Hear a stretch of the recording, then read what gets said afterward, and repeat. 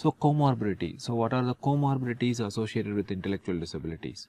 Most commonly epilepsy. Okay, the prevalence is, if you see, very huge prevalence, 50 to 30%.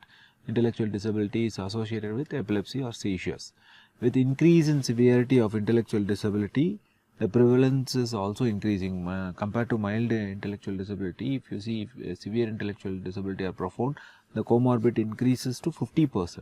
Okay, so as severity increases, the seizures prevalence is also increasing.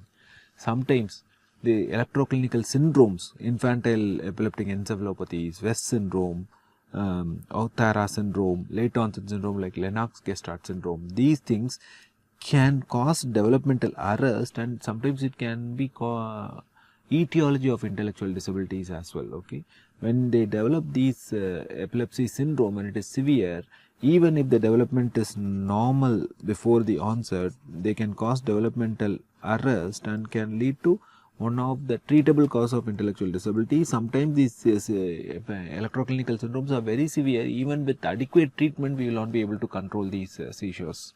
Okay, so seizures are highly comorbid with intellectual disability.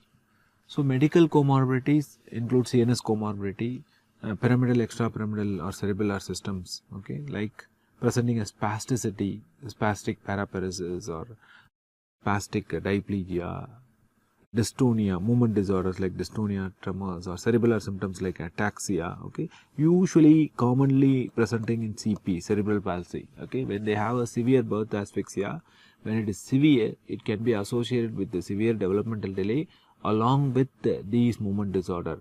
Sometimes in metabolic disorders are also when there is no history of birth asphyxia, when the child presents with these localizing symptoms, we should also suspect some metabolic disorders. Visual and hearing impairment are highly common, especially with severe and profound intellectual disability. For example, hearing impairment is common in congenital rubella syndrome. Here, visual impairment is highly common in cerebral palsy. Okay, they can have visual impairment, severe developmental delay, and they will have these movement disorders as well. Congenital heart disease is highly common. Most of the time it is benign. Sometimes it will be very severe that warrants surgical correction. Most of the times it is benign. Cleft lip and cleft palates are highly common. Even in common in my children with mild intellectual disability, it is very common.